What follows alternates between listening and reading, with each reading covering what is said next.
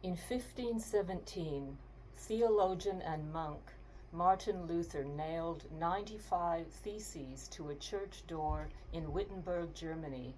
It was a summons of conscience that shattered silence and exposed corruption in the Catholic Church and demanded truth. Today, I bring you my own 95 theses for the soul of humanity as inspired by Martin Luther. This video is not a polished performance. I am reading from a few pages and just speaking into my phone because it's the right moment to get it out there. This is my nail to the digital door of a sedated world. I can no longer abide a spirituality that compartmentalizes, bypasses, capitulates before empire, or escapes the earth, humanity, and its species. The deeper the suffering on the earth becomes, the less I can abide by the illusion of separation. We are all connected in the web of life.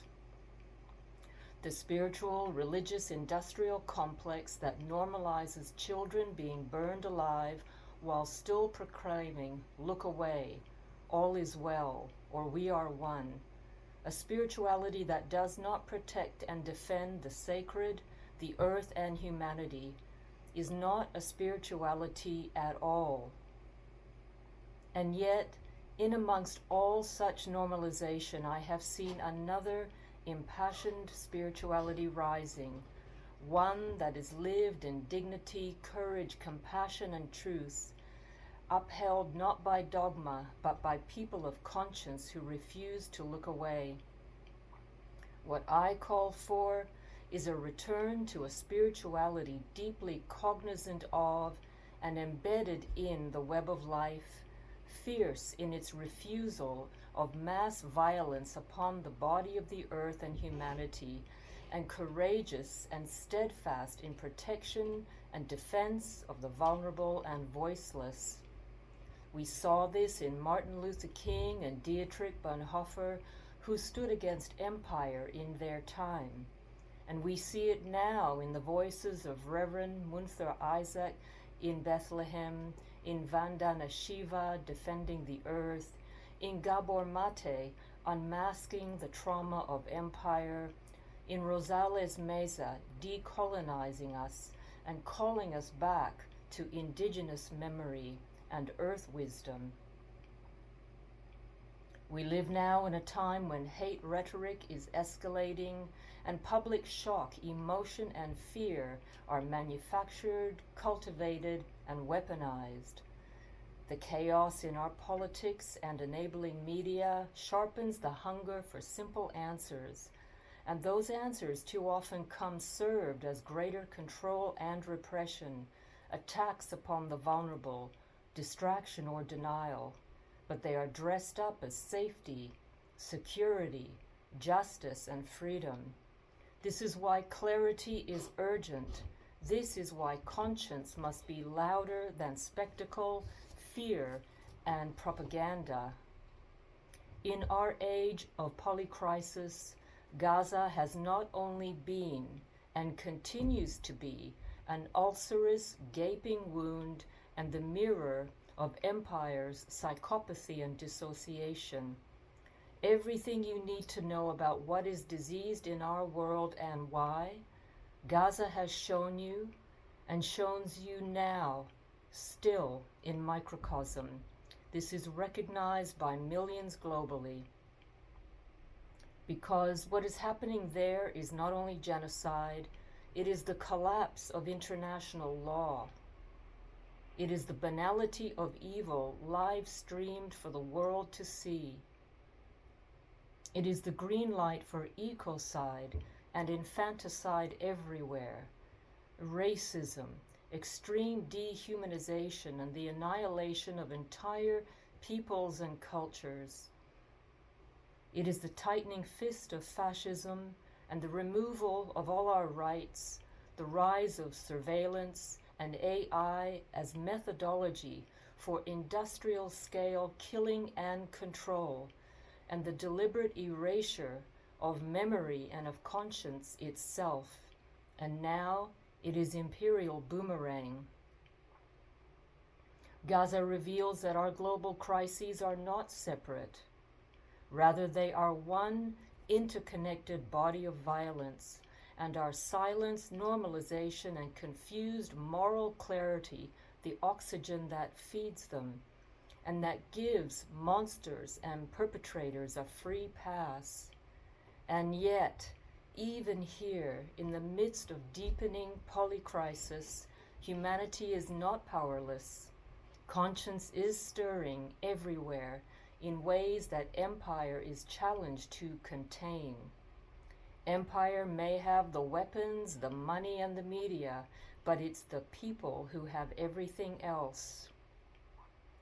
These 95 theses arose from my 5-part series, Who Bombs Hospitals and Inherits the Earth, written during 2024 as Gaza burned and as the conscience and institutions of humanity were tested and found wanting. That was the root. These 95 theses are the outcome of an even greater awakening into the nature of human beings, privilege, our values and belief systems amidst deafening silence during Gaza's live-streamed bloody destruction and my subsequent heartsick breakup with the spiritual community as I knew it. Something ended and something began.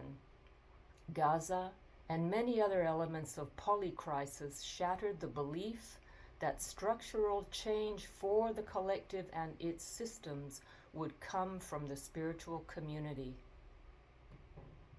And so, I am calling in a new audience for a humanity and spirituality that aligns with the challenges, consequences, and ruptures of these times, not where mass murder or ecocide are interpreted and spiritualized as God's will, an illusion, an old timeline, or karma, or expedient.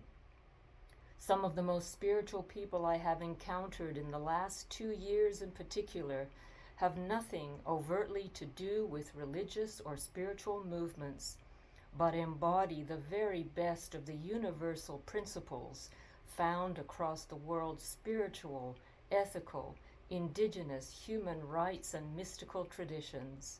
They embody conscience rising from every walk of life, who live love and reverence for life, dignity, compassion, justice, truth, solidarity, courage, and feel a responsibility to future generations. They are doctors, comedians, journalists, lawyers, grandmothers, nurses, workers, students, actors, teachers, healers, writers, farmers, rebels, and human rights activists. And I'm calling you in if your being human is not complete unless all live in justice, in dignity, in love, and compassion made real in real terms. I am calling you in if you do not measure awakening by visions of light or your ability, but by whether your awakening pains you, breaks your heart open, and translates into courage, community, mutual aid, solidarity, and truth for the collective. I'm calling you in if you are disillusioned by silence and exhausted or disillusioned by the endless self-work that neither acknowledges nor touches collective wounds or shadows. You are still here and longing to connect with others who also refuse silence. You want to live an embodied, engaged spirituality that does not abandon the world but defends it. To be part of a lineage of conscience, like my grandfathers who stood against fascism, like Luther who nailed his theses to the door.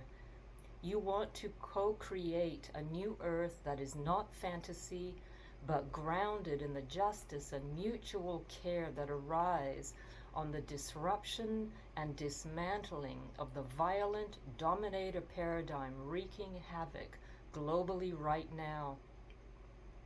To you I say, this is where we meet. To you I say, let's stand together, collaborate, with you using whatever is your gift to pull at one or two threads, knowing you are helping to unravel the whole fabric of empire and any conditioned collusion with it.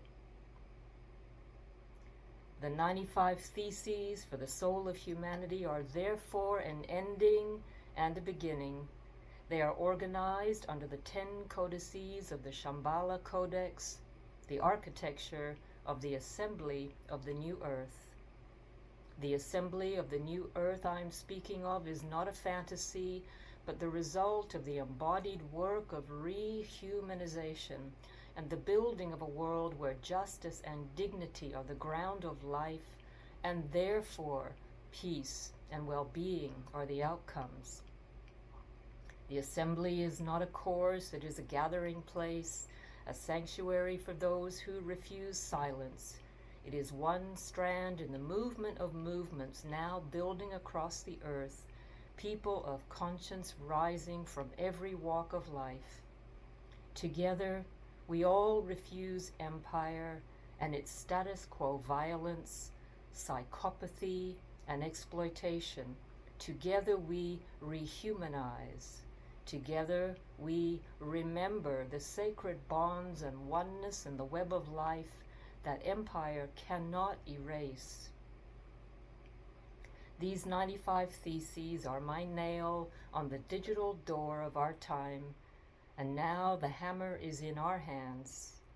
Rehumanize, refuse, remember. This is the sacred rebellion, and this is the moment. And know this, you are not alone.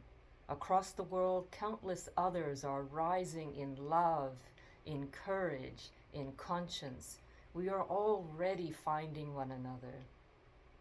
So read the full manifesto, share it, let it inspire and touch you, and stand with me in the assembly of the new earth. The door is open, the choice is yours, the choice is ours. Join me.